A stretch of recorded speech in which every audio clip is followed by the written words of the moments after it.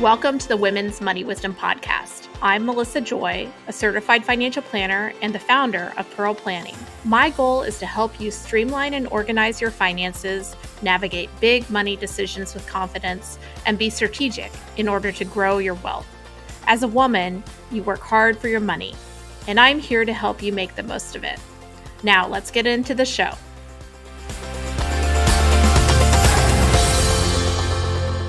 How do you build from a place where communication just feels awful, where there's past baggage that is getting in the way of getting things done, whether it comes to money or to life? That's going to be the focus of our conversation today. And I'm joined by someone who has learned from experience and is helping others because of this experience. Joni Woods is a relationship and communication coach. And she likes to say that the best relationships come from a form of healthy communication. Joni's going to tell us a little bit about her story and the work that she does and give us some communication tips. And I think this weaves into all of the work that we do and we talk about on our podcast about how to do better when it comes to money. Joni, welcome to the podcast. Thanks for having me. Well, I'm so glad you're here, and your origin story is one that could easily be a reason to not do the coaching, not do the work, but instead you've made it your purpose. Can you tell us a little bit, starting with the father of your children, your ex-husband, and communication with his family about, kind of how you learned the importance of communication, done right or done wrong? Well, I'll tell you, it started out by being done wrong in a lot of ways. I think when you're done with a relationship, you just assume you're done. And that was mistake number one. Nobody told me that, hey, you might want to consider a way of figuring out how to communicate, not only with my ex-husband, because we had no co-parenting relationship, but just even his family and what that would look like. Not a lot of people expect their ex to pass away suddenly within 72 hours. He was gone. And because we hadn't focused on that, because I hadn't focused on that, it was really difficult to even engage in the conversation of, you are welcome to come see the kids. How old were your kids at this time? So it was 2020. And so that was 4 years ago. So my son would have been 12 going on 13, or 13 going on 14. He was getting ready to start eighth grade. And then my daughter, so 8 or 9, like somewhere in there. They couldn't manage their own communication, though, with his family. Exactly. And they didn't know. They didn't understand why they weren't hearing from them. They didn't understand, because as much as I tried to welcome them into my home, because I hadn't set a precedence through our communication of just being open and genuine, I don't know that they felt that in their griefest moment. They had lost their son, they had lost their brother, that kind of stuff. So it was difficult. It was really difficult. And my kids paid the price for it, because eventually my kids started asking what they had done wrong. And that's not okay. Like that was on me. I should never have allowed it to get to the point where they're wanting to know, in the worst situation of their life, what they did wrong. They did nothing wrong. I did it all wrong. But I wouldn't have gotten to that point had I not taken the time to go, how should I have done this better so that I can do things better in the future? Because they deserve a relationship with my ex-husband's family. They're actually right now in Springfield, Illinois, hanging out with their grandparents, and they're attending the family reunions. I mean, they need those people in their lives. If anything, just to say, I have people in my life. I love hearing that. And your work now has expanded beyond co-parenting or intergenerational communication coaching to professional settings, to all sorts of settings. But I think one of the first things that sticks out to me is, I know when people are going through trauma, through unexpected, difficult situations, even unexpected beneficial situations, that it's very difficult to navigate the emotions that are happening and all of the other elements that, whether you won the lottery or lost someone unexpectedly, there's a lot going on, a lot of other people in your ear saying, here's what should be happening. This is what's right. This is what's wrong. And you had come from a professional place where you had a background in ministry, correct? So you're introspective, thinking about purpose and things like that. What did you learn that could be a pathway for yourself and others to communicate better or kind of fix broken communication lines? I think that fixing broken communication line, just any kind of communication, starts with you. You've got to figure out, am I the creator of my own suffering? I had to look at the situation with my ex's family and go, okay, well, that was on me, and I'm suffering in these kind of situations because I didn't learn how to be better. And it's not true in every situation, but we all play a part in our daily lives. Our lives just don't happen to us. They happen from our choices, whether it's something that's coming and biting you in the ass again, it's just, they come from your choices, and you need to be not only self-aware enough to recognize that, but you also have to be accountable to that. Very rarely are we collateral damage in someone else's poor decisions. It happens, it does. But even then, I've looked at bad friendships that I knew I should have walked away from a long time ago, and I was collateral damage in their drama. And I was like, but I knew it. That was I a knew choice. Yeah, I chose to stay in that situation because for whatever reason, my savior complex, all of those kind of things, even being a youth and young adult pastor for the longest time, I felt personally responsible for making sure that I was reaching everybody. But at the end of the day, I ended up burnt out. So I have to go, is that really what ministry is about, or is it just being genuine and authentic? And so it's that self-awareness, it's asking those questions that I think is the best way to learn how to communicate through trauma, through the really difficult times. So let's say that you evaluate the circumstances and you decide that you're not collateral damage, you want to be proactive, but you also, with communication, obviously there's yourself and then whoever else or whatever else or however many people you're also trying to make decisions with, talk to, explain your perspective, things like that. How do you send the olive branch when things have hit a disconnect, which happens so often when it comes to money and families or groups of people? When groups of people are involved, it's just really, you're not just navigating checks and accounts and dollars and cents. You're also navigating people, emotions, past relationships, history. How do you start to, reset the table if things have gone off the rails? The first step I suggest, this is kind of where active listening comes in, but it's more than just listening to the situation. It's recognizing, one, the growth that you've just done, the self-reflection, the self-awareness, all that kind of stuff. Recognizing that you've taken the time to do that. And then not in a bad way, but going, would someone else have done that work? Because I don't know what, after my ex passed, I don't know that they would have done that work had I not gone, okay, well, one of us has to. One of us has to. If not me, who? Right, exactly. And so when you're able to say, I'm not sure that they are even in a place where they can have that kind of self-awareness. So because of that, I can give grace. I can suddenly be like, okay, I've done the work, and it doesn't put me at a level that's, people are like, oh, well, that just means I'm better. No, actually, that just means you're able to be more empathetic. You're able to take yourself out of your position and say, okay, if they're not there yet, how do I help them get there so that we have a healthier relationship? And to do that, that means I have to take myself out of my situation and my feelings and my frustrations and put myself in their situation, their feelings, their frustrations. And I wouldn't necessarily even say we know 50% of what they're thinking, but it's a start. It's something that says, okay, how can I better understand you so that we can relate better? That's what I think active listening really is. It's not just being like, oh, wait, what was that? Putting your ears there. No. It's going, okay, how do I feel what you're feeling? How do I see what you're seeing? How do I take my lenses off and put yours on so that I can give more grace? Well, that's a really vulnerable decision, right? Because you are opening yourself up to however they see you with, which may or may not feel the same as how you see yourself. You may also, though, be giving yourself less credit than you deserve. Who knows?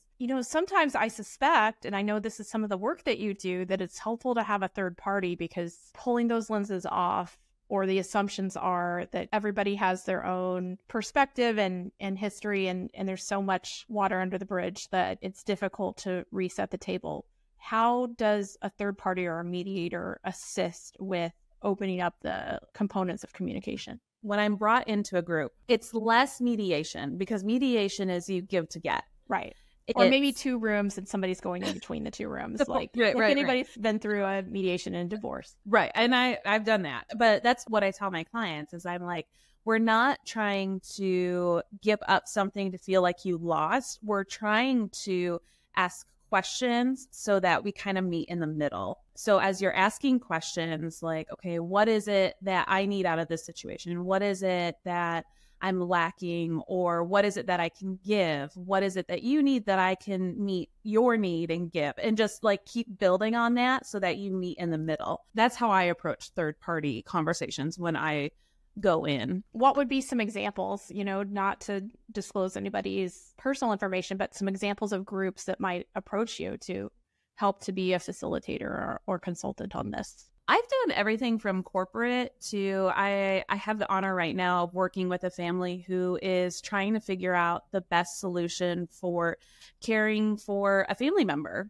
And the family members are coming together, and there's not necessarily differences in the fact that they want to see their family member have the best quality of life. It's actually like, how can I play a role? What can I do? And so I said, let's start with questions. Like, what questions do you have? We have a lot of statements. There's a lot of like concerns and issues, like opinions. Let's put all of those aside and let's come with the questions, because that is how we come to a better solution instead of making assumptions. Well, and I also think with open-ended questions, you can get a better perspective for that empathy that you're asking for people to bring to the room. Versus going straight to the, you've been stewing on it and then say, this is what needs to happen. Well, then other people don't feel seen, heard, or they may have other considerations that would be helpful to understand. Right. Exactly. Well, and those family dynamics are so interesting. And we come up against some in so many different ways, whether your first example of co-parenting after a relationship, thinking about generational needs, sandwich generation. Also in the corporate setting, you could be at work where the need to understand the motivations of other people would be so helpful to advocating for the outcomes that you need, or else sometimes perhaps, I don't know if you have to do this, saying it's okay if it's not the way that you see it, that is the final outcome. What are your suggestions in that unhealthy or difficult or challenging communication in the workplace? My biggest advice would be, just because you talk about it doesn't mean you're going to find a solution. Sometimes the solution is just being able to be like, okay, it's time to move on. But I feel that way in like relationships to a degree, obviously not family. But, if you talk about it and needs aren't being met, goals aren't being set, like that kind of stuff, we're not elevating our relationship, whatever that looks like, manager, boss, employee. If you're not elevating those through healthy communication, then maybe it's time to just say, okay, this isn't the place for me anymore. And I think that's where people get scared. They're scared to end something to find a new beginning. Yeah, I can think of a conversation I need to have with a client now, and it's not really my decision. The question was, can I quit? And it's a lot more complicated than the money person can. We work with strategies that can be bridges to the need to make different changes, and certainly financial planning gives you more options and opportunities because you planned for the unexpected and also done your best, hopefully with money decisions over time. But that is so interesting because I think the communication coach can be a really big deal. And then also I think it's true, not everything is fixable, nor should it be. Everybody's bringing their own autonomy, hopefully, to the table, and they have that power to, in many cases, in not all cases, but many cases, to walk away. Yeah. Well, and everyone grows. Hopefully that's what you're doing. You're growing your emotional intelligence. You're growing your awareness. You're realizing that the behaviors maybe aren't okay for now and who it is that you want to be as a person. So when you're able to start doing that, and then you can say, okay, maybe this is time. Maybe this is something I just need to let go instead of holding on to it so tight. Are there any reading or listening materials that if you are listening to this conversation saying, oh, I think this is one of the ways that I would love to grow is be a better communicator, be more effective, navigate the challenges, confront them versus, letting them fester or meander. What do you recommend? Where can you learn more that would be effective and not just here's the problem, but here's how to address it? The book that I use in my training courses is Nonviolent Communication by Dr. B. Rosenberg. It's interesting because it kind of feels like a textbook. So you have to take your time with it and you have to go through it again. And there's exercises and then you practice. Every step felt hard.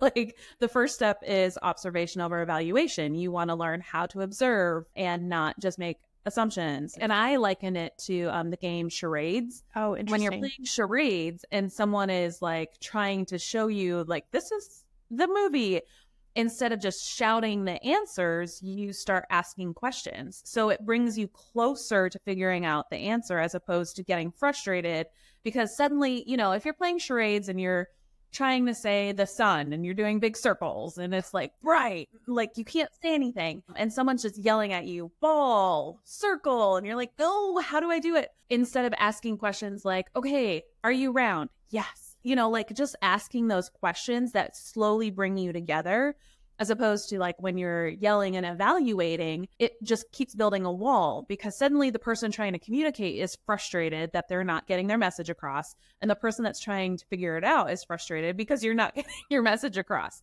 So that book is so good when it breaks those things down. Oh, that's really interesting. I love to hear that. Well, going through, you also are very open about talking about another personal challenge that you had. You experienced a fire at your personal home. In all of these experiences, you're talking about you're just vulnerable and open. And I think it's so helpful for other people to learn from that. But I also know, you have a constructive, growing spirit. Of course, I'm sure there are days where you're just like, why is this happening to me? But can you tell me a little bit more about what you've learned from those experiences and why you think you've been able to be as resilient as you have and also share that with your children and your family?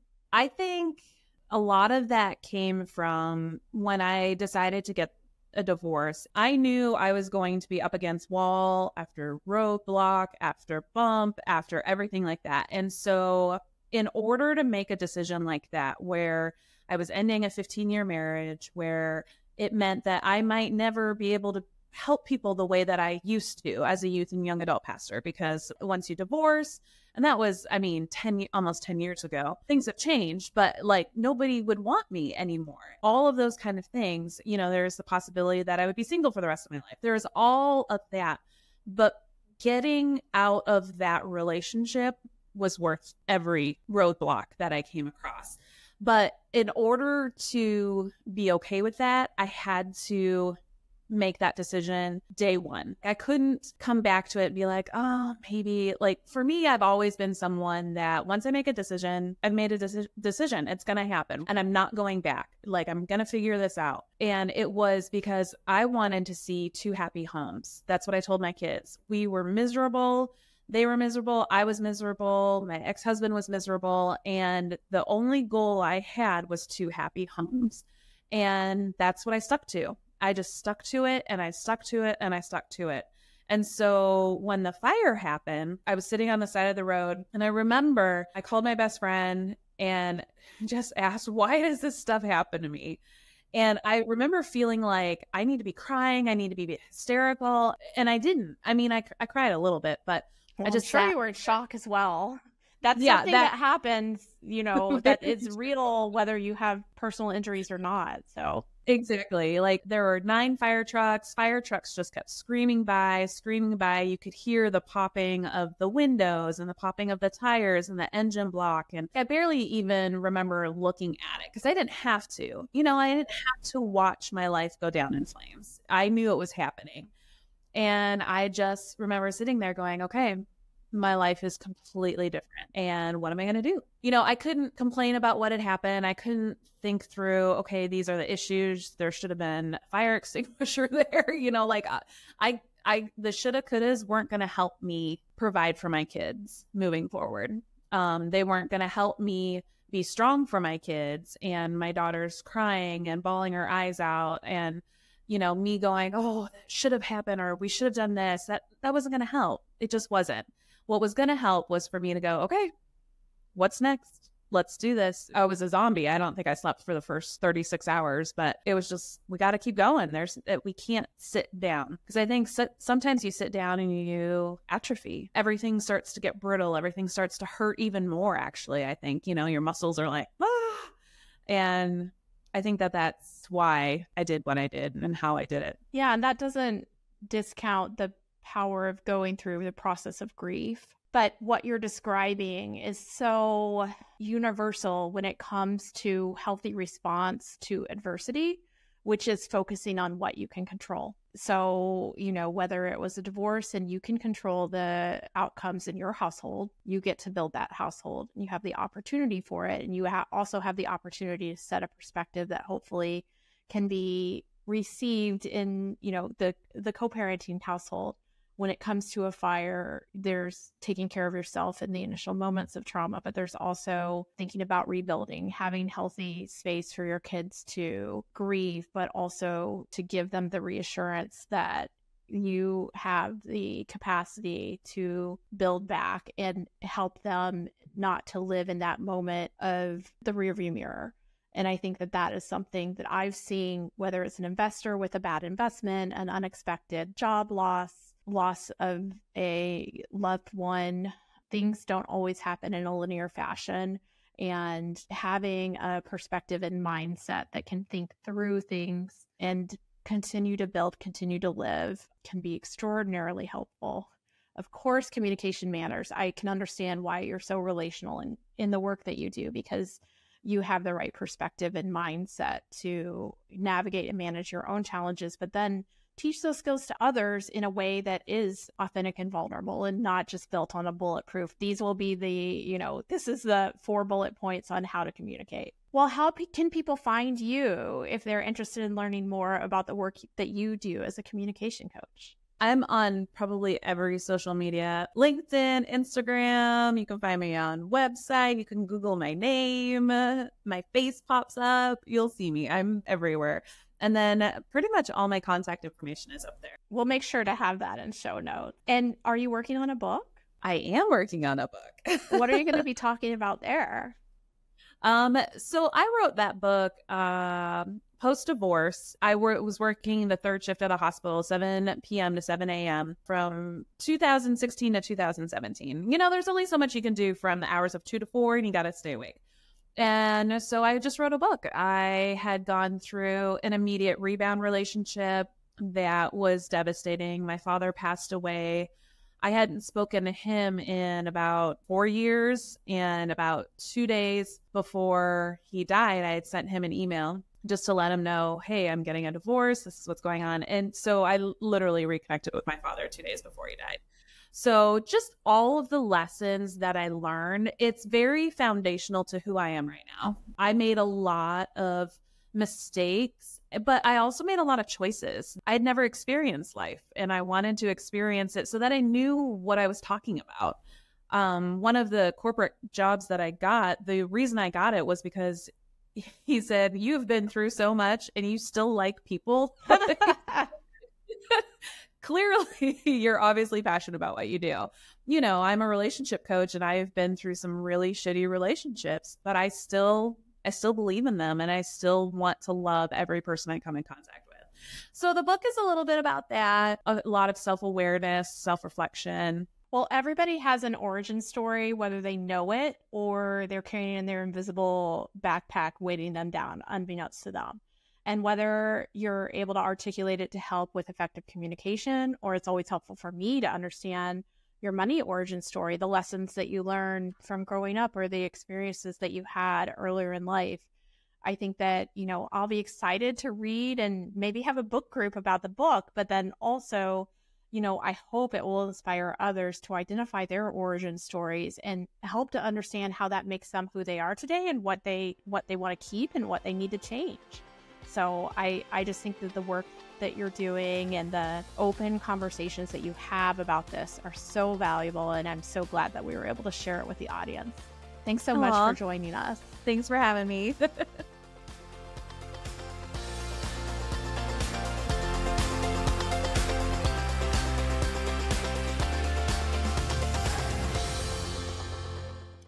Thank you for listening to the Women's Money Wisdom Podcast. If you found value in this episode, the best way you can support the podcast is to forward an episode to a friend or leave a review. Go to pearlplan.com and the podcast link to get all the resources and links mentioned.